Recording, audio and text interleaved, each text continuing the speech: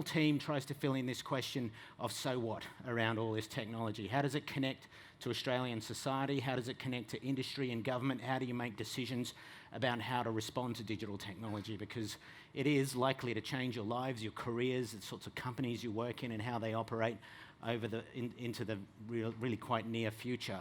So as AI is increasingly being used to make decisions about you that will in fact impact your career. I mean, AI is being used to choose job applicants, and AI is being used to make recommendations on sentencing decisions. It's controversial, but not all bad, because people aren't great at doing these things as well. So there is actually an opportunity to upgrade ethical behaviour in a world of AI. Anyway, that is actually online if you are interested to have a look at the principles taking shape, and I think it's really important for all Australians to start having a conversation about what kind of AI we want to create for the future of Australia, because it will be an increasingly important force. The next to the megatrends is data-driven, and this is the fact that the bank is a data science operation. The hospital is all about data science. The manager of a hospital is equally concerned about a data breach as they are about a Legionnaires outbreak. So data is driving decision-making at the organisational level and how we do things. Reinventing work is the next one. Digital technology is absolutely going to change your careers, but we're starting to rethink some of the earlier stuff about massive job loss to automation. Some jobs, like train drivers, with automation services beginning here in Sydney this year, are at risk from automation, but mostly, you know, spreadsheets didn't kill off accountants. Smart accountants learned how to use them and got better jobs. Mostly the digital technology that's coming is changing the way you work, and if you keep ahead of the curve and build the right sort of skill set, you do very well in your future career. So that is as you look and think about these actual megatrends here, think about what happens when you overlay them, or the surfer who has had a really good day in the surf because they've read all the tides and the currents and these powerful forces well, and they've positioned themselves compared to the person who got drowned who didn't know how to make sense of all this. And that's the concept of a megatrend. The ones I present are for Australia, not your own, but you know, you could apply this thinking to your own life and start to think about how you strategize. So let me jump into some of the data that sits beneath them, because behind this is all of our research on what's happening. So smarter machines is the first one, and the artificial intelligence roadmap we're doing, I'm hoping we see some really significant things start to happen this year around that. I think it's vital for Australia's future that we get AI enabled. It's a very powerful general purpose technology. It's less about the sort of stuff about whether machines are sentient. It's less about Terminator. It's more around very practical and useful tools that can do a lot more because of machine learning. So that's a general workflow problem there for artificial intelligence. It's showing the Queensland University of Technology built COTSPOT, which goes driving around the Great Barrier Reef, killing the crown of thorns starfish. So it scans the bottom of the reef, it looks at and sees what it thinks is likely to be a crown of thorns starfish and what isn't. And then it puts down on a robotic arm and injects it with a substance that's lethal for the starfish but is harmless to us and the reef environment, if you're worried. And it does this by having millions and millions of images fed into it, and computer vision. Computer vision is what really is the exciting bit about this tech. The robotics are good, but computer vision is what's exciting, and what makes a computer vision possible is machine learning. So that loop we have has to learn and improve. That loop is really the exciting bit about AI. A lot of what you hear is AI isn't. The automated trains here are not artificial intelligence. They're an automated system that's advanced and very cool, but they're not artificial intelligence until we put machine learning. Machine learning is the ability of the machine to learn and problem solve without explicit guidance from a human being. And that's what's getting us all out of bed on artificial intelligence, because that's what is really changing what's possible. Driverless cars are measured from levels 1, 2, 3, 4, and 5 automation. 1 is human-driven, 5 is totally automated. Level 3 cars, moving towards level 4, are coming onto the roads. Level 3 cars have semi-autonomous functions, such as autonomous emergency braking or lane correction and avoidance. And some of the cars being sold this year in Australia's roads, you can flick to automatic on the highway. It's questionable, I think, some of that stuff, because they do say you've got to be attentive at all times, but we know humans won't do that. But that's the sort of level. I think what is interesting around automated cars and where they're heading is making that jump from level 4 to 5 is actually really hard. A level 5 automated car drives from Sydney to Melbourne and figures out hook turns when it gets to Melbourne, because it's able to draw upon all relevant data and has machine learning that advances that. Or it can see a puddle on the road. Or at the moment, one of the big problems with driverless cars, they don't know what to do when they see a puddle on the road. They can't work out what it is they're looking at, and they'll either stop or turn or just keep going without even properly analysing what it is. To make the jump to level 5 is all about billions and billions of images being fed into cars, into the systems, to get it to the point where it can recognise anything with very high levels of safety. But there will be a challenge around the safety and the progression of that. So we studied a lot of job markets in Australia. We did a project on the future of work, looking at Australian labour markets out into the future. And this is the sort of bifurcation of jobs that we think is going to be happening. This is the photography industry. We pulled it out from lots of other industries, but it's well illustrated here. And there's 2 lines. The red line jobs are the laboratory staff.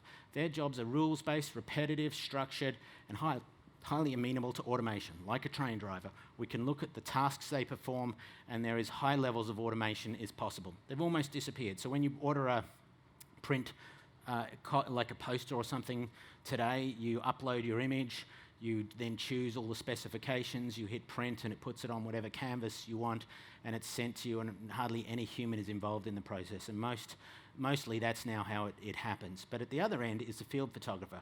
The field photographer needs emotional intelligence and social intelligence. Wedding photographers are in there, and they need a lot of emotional intelligence to do what they need to do. Then there's like my brother-in-law is a photographer. He does construction site and real estate photography, and he's bought himself a drone, right? An AI-enabled drone with object avoidance and detection that can fly automatically around and take lots of photographs of a building. This technology is not threatening his job. This has made him way more employable because he can cover a lot more and get way better photographs. Some of the photographs he took on a trip up to Heron Island are just absolutely stunning, where he was able to sort of fly over us in the water and take shots down on top of us. And this is technology is making the quality of his work a lot better. So this is a line that is growing because it is a digitally enabled job. This is the sort of strategy you want your kids to have, is how does what you can do plug into all this technology. Andrew McAfee and Eric Brynjolfsson from MIT in America have written about this, and they say learn to race with the machine, not against it.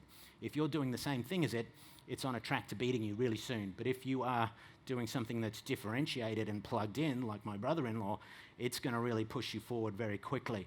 And that's the sort of trick. Digital technologies of what was being associated with the bulk of growth in the size of global companies. So Apple, Alphabet, which is Google, Microsoft, Amazon, Facebook are amongst the world's largest companies now in terms of market capitalization.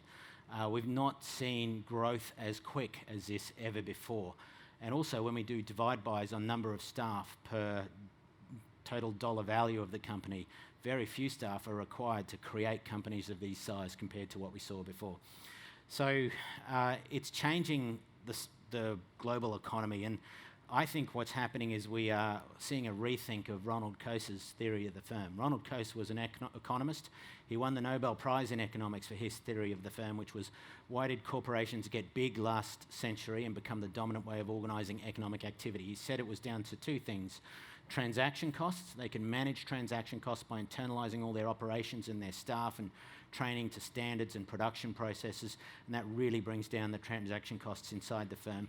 And then asymmetries of the information is the other tenet of his theory, which is they can selectively hold on to and release to the external marketplace the information they want to release. But platforms are breaking this down. So platforms really take down the transaction costs of acquiring labour from in Australia or overseas. Airtasker and Upwork are examples of that very quickly and easily we can get any skill set to get applied to the problem we want to solve.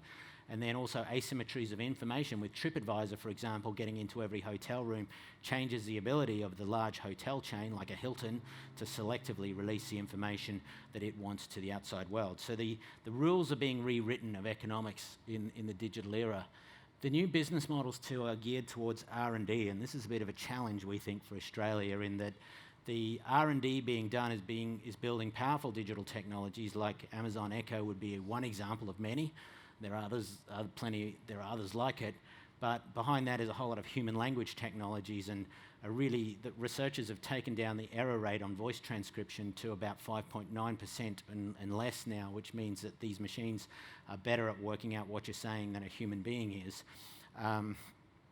But all the R&D that sits behind these tools is what's changing the landscape. Amazon spent $30.1 billion on R&D last year, so that compares to Australia, public and private, all our R&D spending at $34 billion per year. So an Alphabet would be higher, Microsoft higher. They're spending huge amounts on developing capabilities for the future.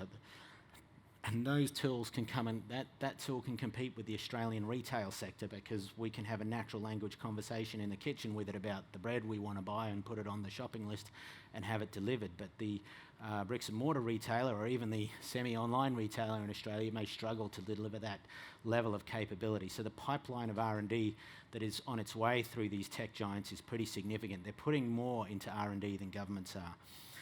Distributed ledger technology, as I mentioned at the beginning, I think is yet to really express itself. So it had if we look at the Gartner tech cycle, it's gone through its inflated expectations hype cycle, and now it's fallen down.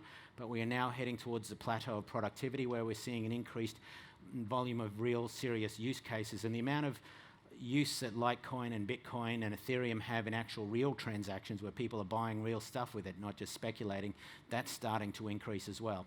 So it's proven itself as a technology, because regardless of what it was doing, what was happening with the money, it was providing an effective ledger, a distributed ledger that people trusted. When I gave you my Bitcoin, the system acknowledged it, and people were trusting that the transaction was correct and that it had occurred. You know, whether or not I gave you the bicycle you bought, we don't know, and that's never going to be established. But that's not what the blockchain is trying to do. It's just a ledger that shows us where a bunch of tokens or contracts or any other thing of value is distributed across a lot of users, and it's been able to do that. So I think it will also be infused with these platform-based companies to start to change the way we operate.